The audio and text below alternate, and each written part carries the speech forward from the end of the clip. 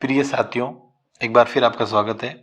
8 जनवरी को first shift और second shift 2 shift में पेपर हुए और उन दोनों शिफ्ट में मैथ्स का पेपर कैसे आया इसका हम विश्लेषण करेंगे।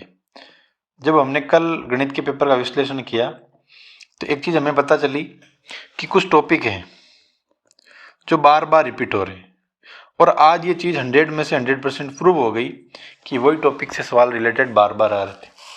तो आपको जब एक स्नातक लेवल का भी हुआ सेट, उसके बाद में जब सेकेंडरी क्लास एज का होगा तो उनके लिए बहुत अच्छा संकेत है कि आपका जो सेट का पेपर है ज़्यादा टफ नहीं आने वाला है और ना ही ज़्यादा डीप आने वाला है।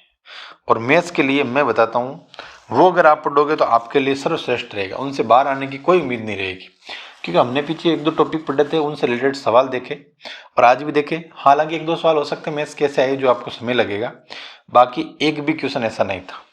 तो सबसे पहले आज एक अच्छी शुरुआत करते हैं। हालांकि मैं इन चीज़ों में बिलीव नहीं करता, ज़्यादातर बोलता नहीं हूँ, लेकिन फिर भी मैंने आज कहीं से पढ़ा तो मैं आपके सामने लेकर आया हूँ।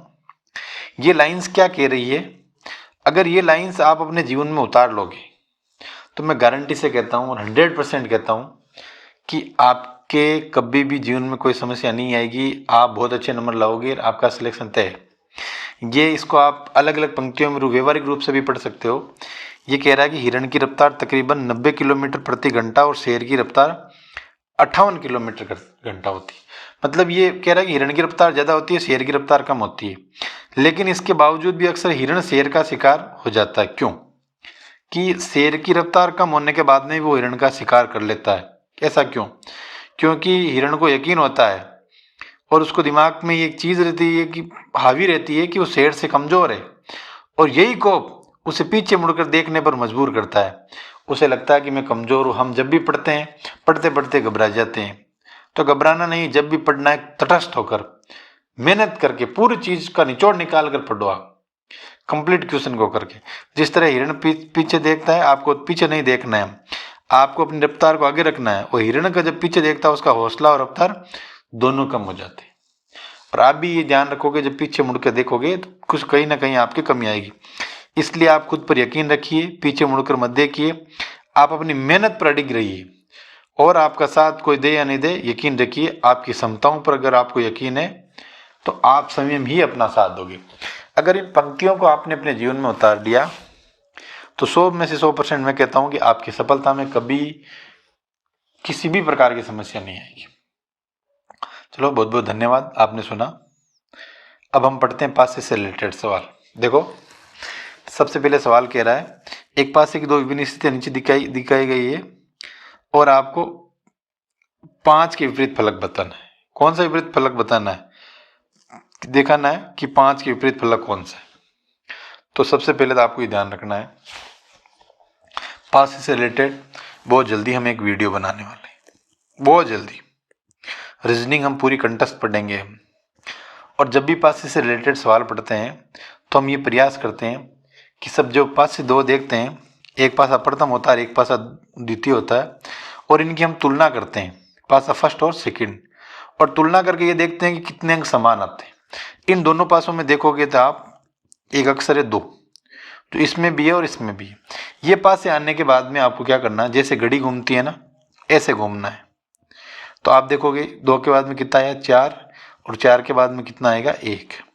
इसमें आप देखोगे 2 के बाद में कितना आएगा, 6, और 6 के बाद में कितना आएगा, 3। जब इन चीज़ों को आप देखोगे तो ये पता चलेगा कि 4 का विपरीत कितना हो गया, 6, 1 का विपरीत कितना हो गया, 3। तो 4 अंक तो ये कंप्लीट हो गए। अब बच्चे 2। तो मुझे बताओ, अक्सर तो 6 ही होते हैं, तो 5 के विपरीत क्या हो जाएगा, अपने आप ही 2 हो जाएगा। कई बार क्या होता है कि हमारे पास दो अंक लगातार समान आ सकते हैं, कई बार 3 अंक समान आ जाते हैं। अब क्या कंडीशन रहती है, क्या नहीं रहती है, वो जब हम पासे का टॉपिक पढ़ेंगे, कंप्लीट पढ़ेंगे, और इसका आंसर ये आएगा। अब ये चित्र गिनने से रिलेटेड है, आपको गिनना है, और चित्र कैसे गिनेंगे ये अपन आखिरी में पढ़ेंगे, लेकिन फिर भी मैं बता देता हूँ। आप मेरे पहले वाला वीडियो देख लेना, मैंने बताया है कि मेरा पैटर्न ये रहता है कि जब भी मैं गिनता हूँ चित्र, मैं इनके अंदर संख्या लिखता हूँ। 1, 2 लिख दी, 3 लिख दी, 4, 5, 6, 7 और 8। ये लिखने के बाद मैं देखता हूँ कि एक एक बिंदु से कितने चित्र बन रहे हैं। त्रिभुज, 1 नंबर त्रिभुज है, 2 है, 3 है, 4 है, 5 है, 6, 7, 8, ये 8 के 8 हैं जो एक एक बिंदु से बन रहे हैं। उसके बाद में मेरा अगला स्टेप रहता है कि मैं चेक करता हूँ दो दो बिंदुओं से कौन से बनते हैं, जैसे 1 और 2। उसके बाद में देखो 1 और 3 भी नहीं बनता, 2 और 3 4 भी नहीं बनता है, तो फिर आ जाएगा 3 और 4, और 4 और 5 नहीं बनता है, 5 और 6 बनता है। देखो ध्यान से देखो, 5 और 6 के बीच में लाइन है, उसको भूल जाओ, तो 5 और 6 बनता है। 6 और 7 नहीं बनता, आप देखो 7 और 8 बनेगा, और उसके बाद में 8 और 3 ये भी नहीं बनेगा। तो ये कितने बने? 4। तो 8 और 4 कितने हो गए? 12। अब आपको बिंदु 3 3 देखने, 1 2 3 देख लिया आपने, तो 2 3 4 ये देख लिया, नहीं बना। फिर आप देखो 3 4 5 नहीं बनेगा, 4 5 6 नहीं बनेगा। लेकिन आप देखो 5 6 और 7, इनको देखो, ये देखो बना कि नहीं बना। उसके बाद में 6 7 8 का नहीं बनेगा, बनेगा क्या? नहीं बनेगा। और उसके बाद में 7 8 और 3 का नहीं बनेगा।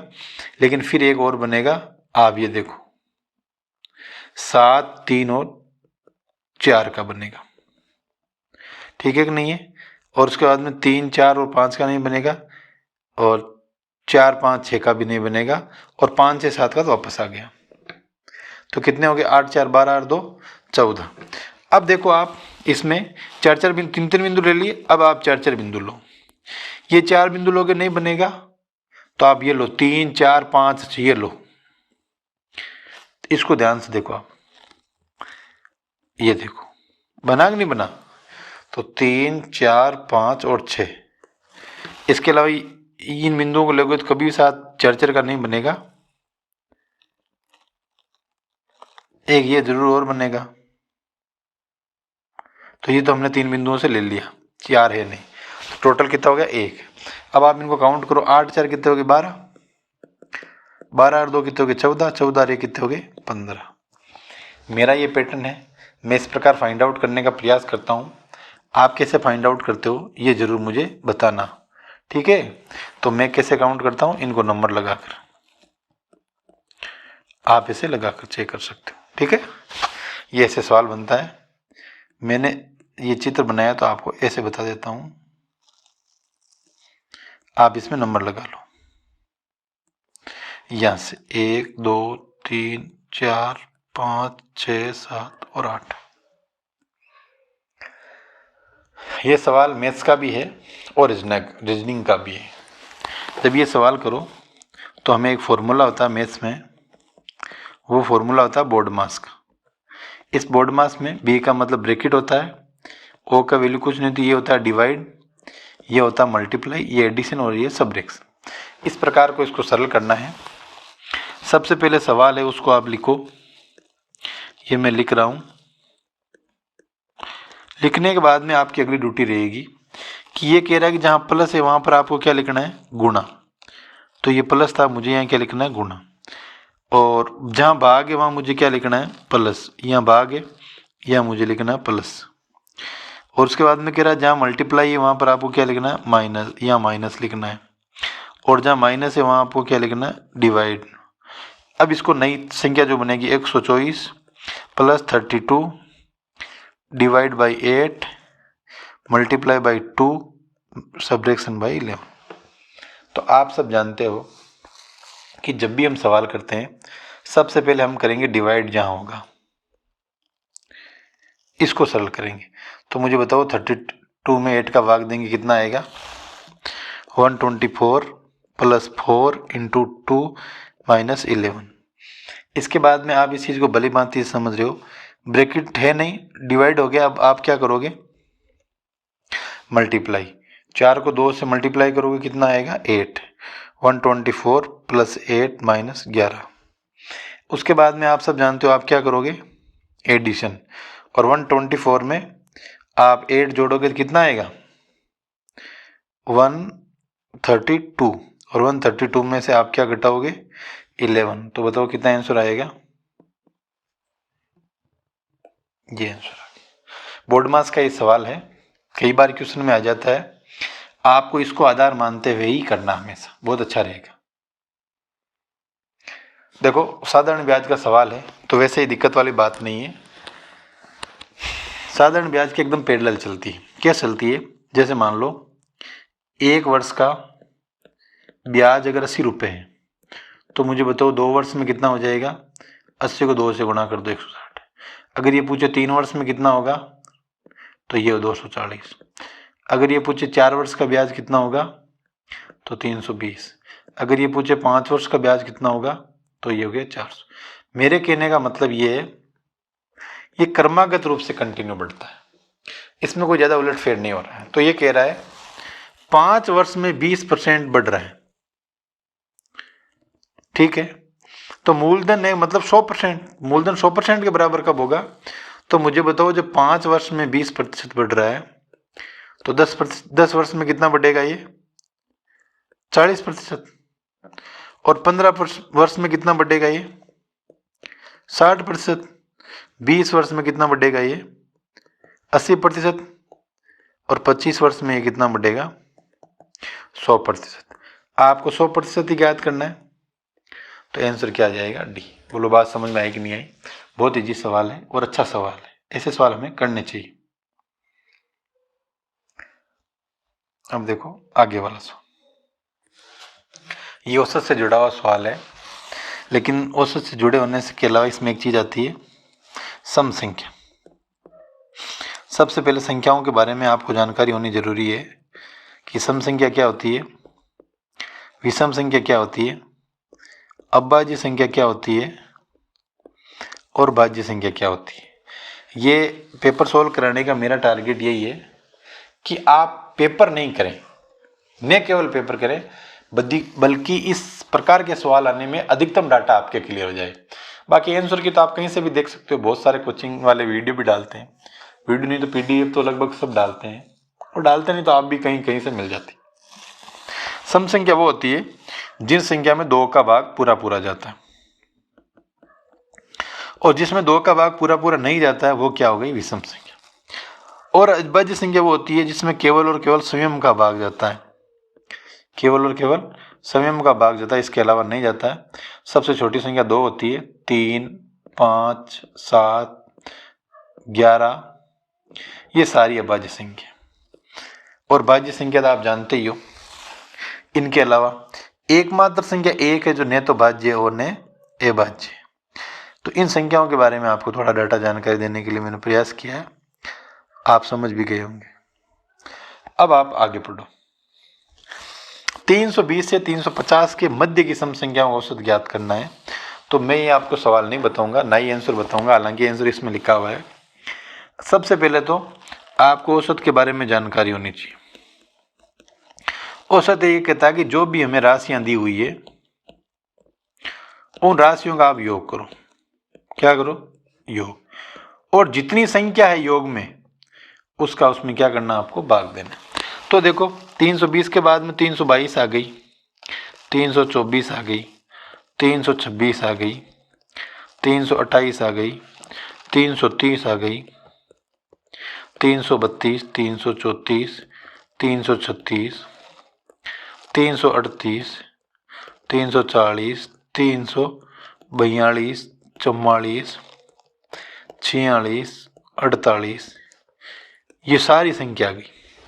अब इनको ऐड करके आपको डिवाइड करना है, इनका योग करके फिर 1, 2, 3, 4, 5, 6, 7, 8, 9, 10, 11, 12, 13, 14, इनका आप डिवाइड करोगे तो अपने आप ही आ जाएगा। तो आपका आंसर क्या आ जाएगा?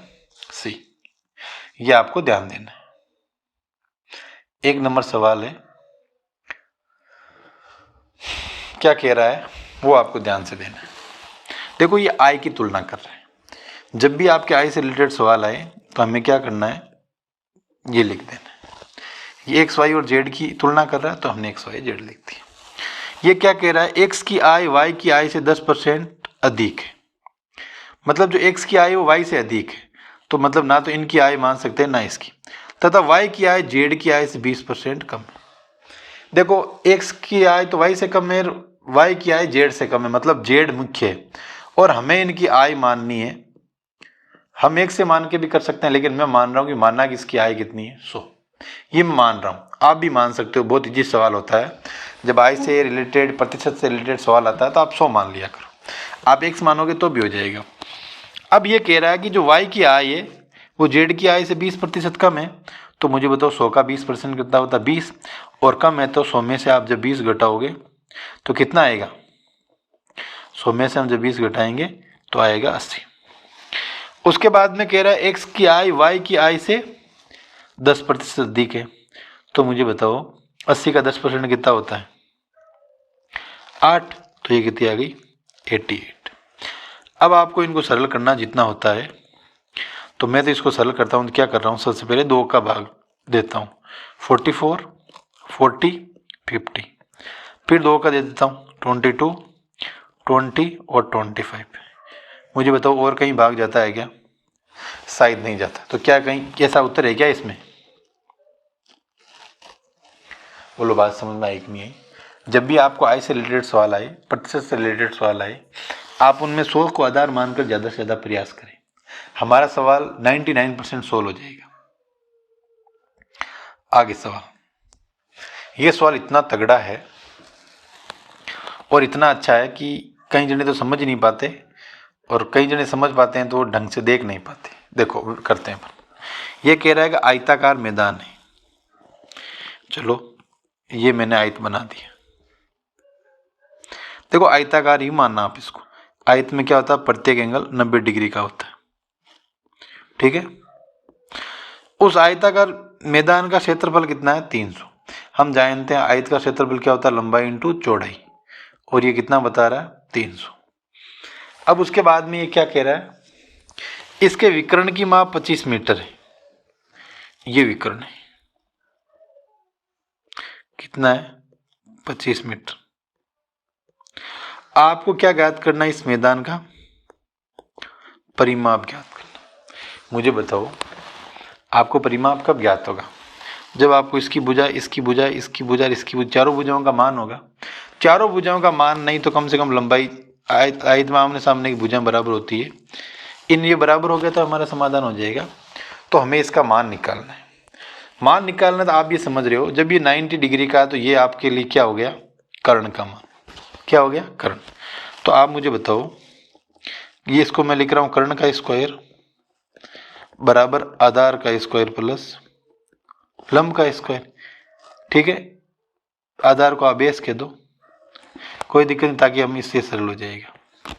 हुआ कि नहीं हुआ, ये कितना है कर्ण 25 है, तो कर्ण का स्क्वायर जब आप 25 करोगे तो ये कितना हो जाएगा 625। क्या आया 625, एल स्क्वायर और बी स्क्वायर। बोला आया कि नहीं है। अगर आपको एल प्लस बी मान का पता चल जाता है, भाई ये एल आ गया और ये बी, इन दोनों के मान पता चल जाते हैं, तो आप ऑटोमेटिक ही परिमाप का मतलब उनको डबल कर दो। तो आपने कभी पढ़ा होगा कि एक फॉर्मूला होता है एल प्लस बी का होल स्क्वायर बराबर L square plus B square plus 2LB। मुझे बताओ L square plus B square का मान कितना है, और 2LB का मान, एल प्लस बी का मान, एल गुण बी का मान 300, और 2 को 300 से आप गुणा करोगे कितना आएगा 600। यहाँ आप आगे इसको सरल करो, तो एल प्लस बी का होल स्क्वायर बराबर आ गया 1225। अब आपको एल प्लस बी का मान ज्ञात करना है, तो आप इसका अंडर रूट ज्ञात करो, और 1225 का जब आप वर्गमूल ज्ञात करोगे तो आपको पता हो प्राप्त होगा 35। कितना प्राप्त होगा 35। जब एल प्लस बी का मान 35 आ गया तो इसका डबल करना है, तो परिमाप में हो जाता है 2 गुणा एल प्लस बी, तो परिमाप हमारा कितना आएगा इसी तरह। बोलो बात समझ में आएगी नहीं। बहुत अच्छा सवाल है, थोड़ा माइंड आपको लगाना पड़ेगा। माइंड क्या लगाना पड़ेगा कि इस कर्ण का कहाँ यूज करते हैं ये हमें पता नहीं होता, इसलिए इसका यूज हमें आना चाहिए। ये आपको पता चल गया, ये दोनों आपको पता चल गए, इसलिए हमें इस सवाल को थोड़ा सा दिमाग लगा करना है। ये अच्छा सवाल है, बाकी 2 पेपरों की तुलना में ये सवाल थोड़ा सा अच्छा है। एक सवाल और आया, वो भी अच्छा सवाल है। अब देखो, इस प्रकार के सवाल में कभी भी आपको कंफ्यूज नहीं होना है। ये हमेशा कहता है कि एक पर 10% लाभ होता है और दूसरे पर 10% की हानि। अगर ये 20% लाभ और 20% हानि भी बोल सकता है, 30% लाभ और 30% हानि भी बोल सकता है, 40% लाभ और 40% हानि भी बोल सकता है, कितना भी बोल सकता है। तो आपको इस कंडीशन में क्या करना है, इन दोनों को गुणा करना है। जैसे 20 लाभ है 20 हानि है और इनको 100 से भाग देना है। अगर आपको 10 बोल रहा है तो 10 को 10 से गुणा करना है और 100 का भाग देना है। अगर 30 का बोले तो 30 को 30 से गुणा करके 100 का भाग देना है। ये 2 जीरो कट गए, कितना आया 9। ये 2 जीरो कट गए, कितना आया 1। ये 2 जीरो कट गए, कितना आया 4।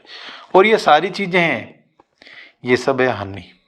क्या है, इस प्रकार के सवाल में हमेशा हानि ही होती है और ये सवाल को करने की जरूरत नहीं है। ये ऐसा कैसा आता है, बहुत समय बाद में मैंने इस सवाल को वापस देखा है। ऐसा सवाल पहले जब हम एग्जाम देते थे तो हर एग्जाम में ये सवाल आता था। जैसे अभी आपके पेपर ज़्यादा रिपीट हो रहे हैं, वैसे हर एग्जाम में ये सवाल आता था। शुरुआत में तो हमने गलती करी क्योंकि बहुत मेहनत करते थे सॉल्व करने की। फिर पता चला कि इस प्रकार का सवाल में अगर 10 आए, 20 आए, 30 आए, 40 आए, 5 आए तो गुणा करके आपको 100 का भाग देना है। तो बोलो बात समझ में आई कि नहीं आई? ये सवाल बहुत इंपॉर्टेंट है और मैं जहाँ तक मानता हूँ आपके इस पेपर का सबसे टफेस्ट क्वेश्चन भी यही है। हालांकि इतना टफ नहीं है लेकिन फिर भी आपके लिए तो ये टफ है। देखो ये कह रहा है 2 अंकों की संख्या इस प्रकार है कि इनके अंकों का गुणा, मान लो x और y का गुणा कितना है 12। अब ये कह रहा है कि दी गई संख्या में 36 जोड़ा जाता है तो दी गई संख्या अपना स्थान बदल जाती।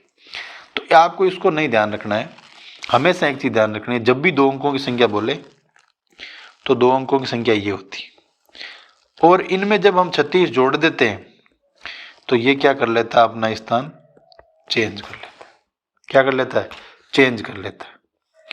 और चेंज करने के बाद में ये क्या कर लेता है, आपको इसको फिर करना है सरल।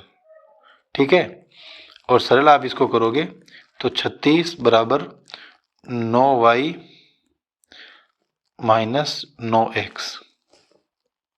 ठीक है, तो ये आएगा y माइनस x बराबर 4। अब देखो ये सवाल थोड़ा सा महंगा पड़ेगा, लंबा पड़ेगा। कैसे लंबा पड़ेगा, हालांकि आपको उत्तर ये 26 पता है, टफ है।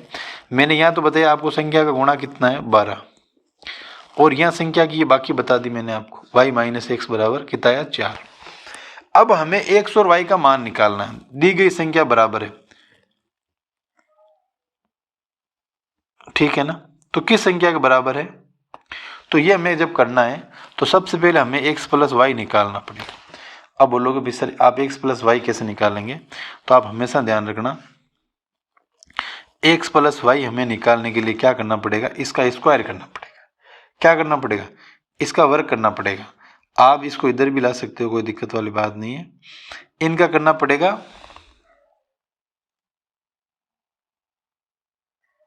इसका करना पड़ेगा वर्ग ऐसे, और वर्ग करके इसमें 4xy जोड़ना पड़ेगा, 4xy घटाना पड़ेगा। ये आपके लंबा पड़ेगा और एक सवाल से आपका बेसिक कंसेप्ट कभी भी क्लियर नहीं होगा। इसलिए इससे रिलेटेड जब मैं संख्याओं से रिलेटेड वीडियो बनाऊंगा, ये 2 चर वाले रैखिक समीकरण, कितने 2 चर वाले, कक्षा 10th का वीडियो बनाया हुआ है, लेकिन आपके कंपटीशन लेवल के लिए बनाऊंगा और बहुत सारे सवाल करेंगे। इसलिए कभी कभी आप उस हमारे चैनल का भी ध्यान रख लिया करो, क्योंकि मैं आपके लिए बहुत अच्छी मेहनत करने का प्रयास कर रहा हूँ।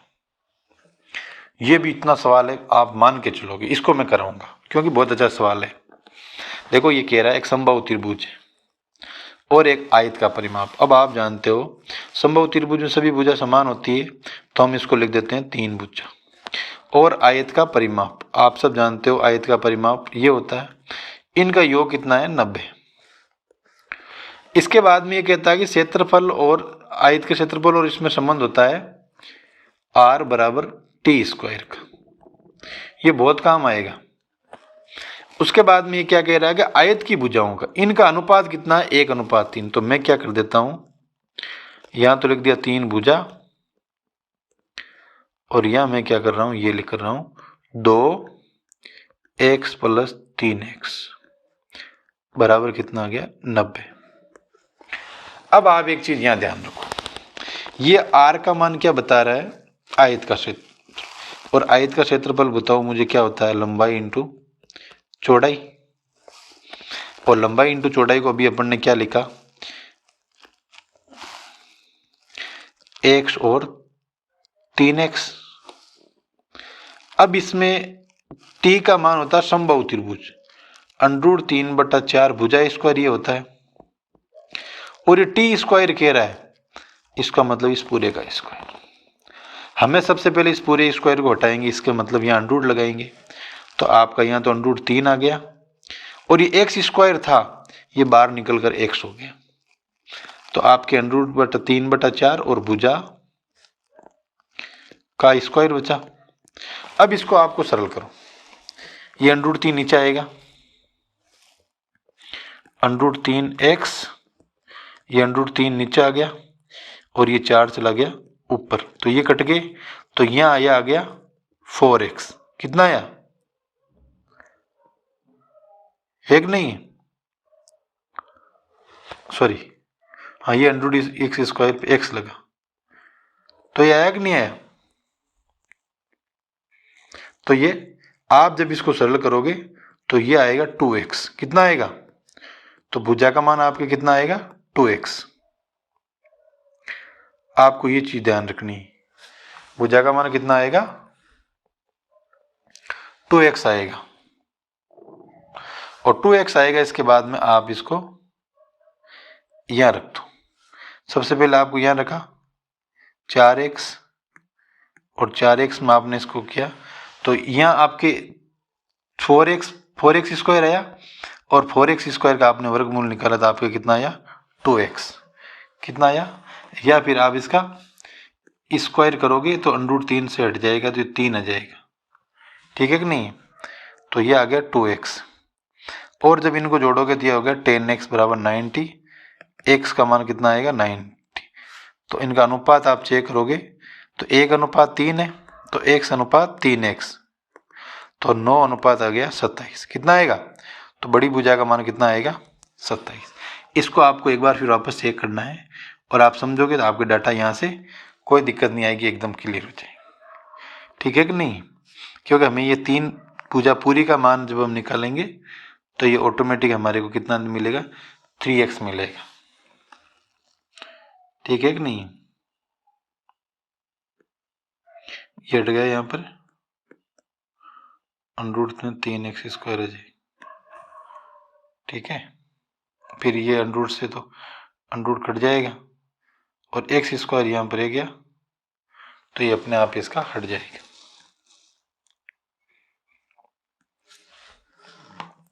आगे वाला सवाल है, ये कह रहा है कि कितने वर्षों में 80,000 रुपये 10% वार्षिक ब्याज दर और अर्धवार्षिक चक्रवृद्धि से इतना रुपये हो जाता है। आप जानते हो चक्रवृद्धि ब्याज में जो मिश्र धन जब आता है, ये 92,000 मिश्र धन है, तो ये सूत्र हो जाता है मूलधन गुणा 100 प्लस दर की घात 100, और ये आ गया समय। आप जानते हो जब दर अर्धवार्षिक होती है तो समय क्या हो जाता है? ये मिश्र धन यहाँ लिख दिया और ये यहाँ लिख दिया 80,000। अब दर आधी हो गई तो 105 हो गया, और ये कितना आ गया? 100, और समय क्या हो जाएगा? दुगुना। अभी हमें पता नहीं है तो हमने क्या मान लिया? 2x। तो अब आप इसको लिख दो 92,610 बटावा 80,000, और ये 105 बटावा 100 की घात 2x। इसको आप जब लिखोगे तो 0 से तो 0 कट जाएगा, तो ये आपके इन दोनों को जब काटोगे तो ये बनेगा 21/20 की घात 3, और ये बन रहा है 21/20 की घात 2x। तो 2x की जब आप 3 से तुलना करोगे तो x बराबर आएगा 3/2, या 1 से 1/2।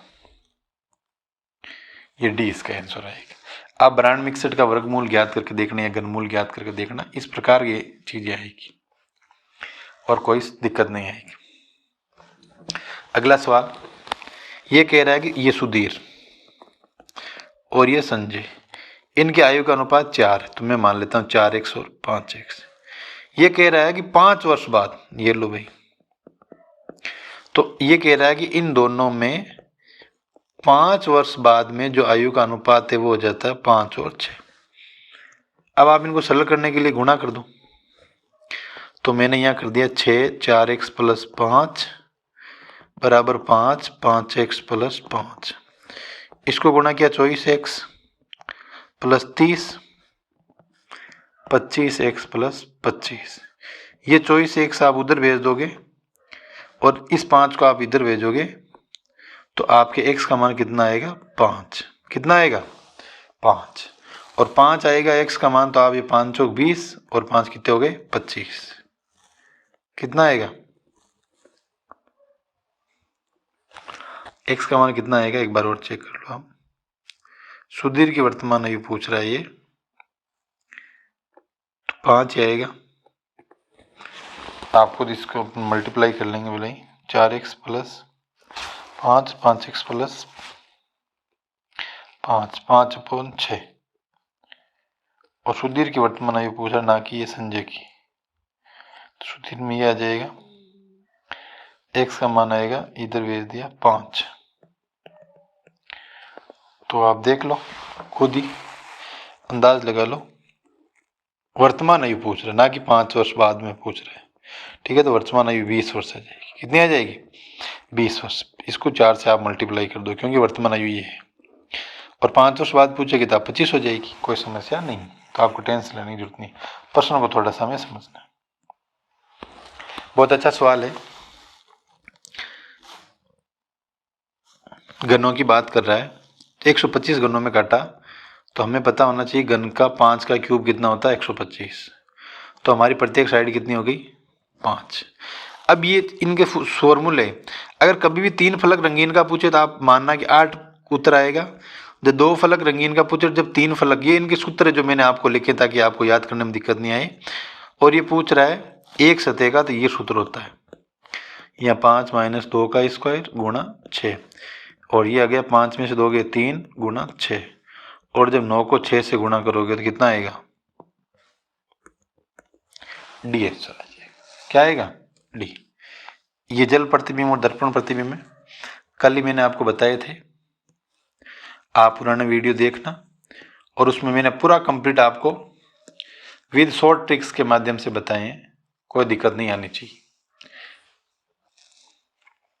ये चित्र अभी मैंने पिछले वीडियो में आपको चित्र एक क्वेश्चन दिया पिछले कि कैसे गिनते हैं, फिर ही बता देता हूं। जब भी आपको गिनने हैं, इनमें नंबर लगाओ। मुझे बताओ 1 number, 2 number, 3 number, 4 number, 5 number और 6 नंबर त्रिभुज एक नहीं है। 1 नंबर, 2 नंबर, 1 2 त्रिभुज है। 2 3 त्रिभुज नहीं है। 3 4 त्रिभुज है। 4 5 त्रिभुज नहीं है। और 5 और 1 त्रिभुज है। फिर 1 2 और 3 त्रिभुज है। 2 3 और 4 त्रिभुज है। 3 4 और 5 त्रिभुज है। 4 5 और 1 त्रिभुज है। 5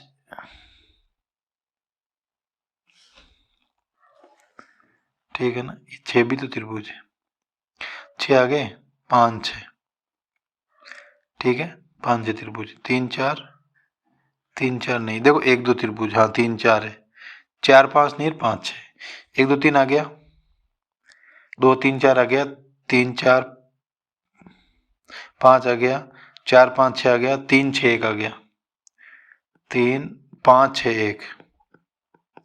और उसके बाद में 6 1 और 2, 1 2 3 4 5 6, ये 3 कितने हो गए? 15। और 1 ये पूरा त्रिभुज, कितने में? 16। ये बहुत इजी पैटर्न रहता है, बाकी आप और देख सकते हो। ये औसत का सवाल है। औसत का सूत्र राशियों का योग बटा राशियों की संख्या। आपको ये मैं खुद दे रहा हूँ, बहुत अच्छा सवाल है। हालांकि कोई समस्या आपको नहीं आनी चाहिए। आप हमसे जुड़े, वीडियो देखें। बहुत बहुत धन्यवाद। Thank you so much.